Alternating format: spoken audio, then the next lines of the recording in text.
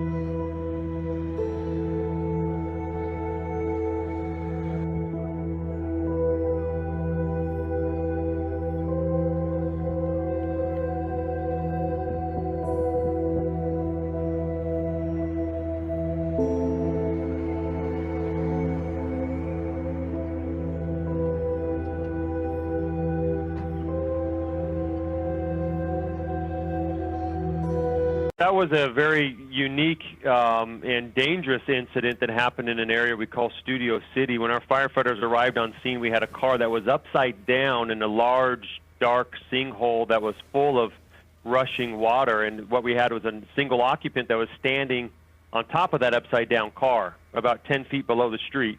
Fortunately, the firefighters jumped into action. They rapidly lowered a 20-foot extension ladder down to the female there and let her climb out, and transported her to a local hospital. She told firefighters afterwards that she thought she was going to die.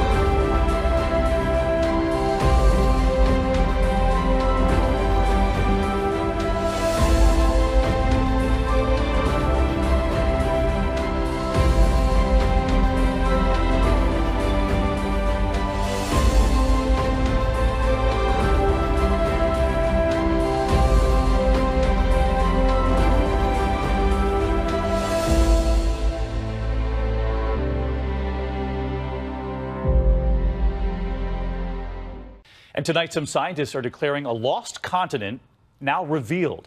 Scientists discovering a sunken continent underneath New Zealand. They're calling it Zealandia, covering nearly 2 million square miles. 94% of it is underwater. Scientists believe it sank some 100 million years ago.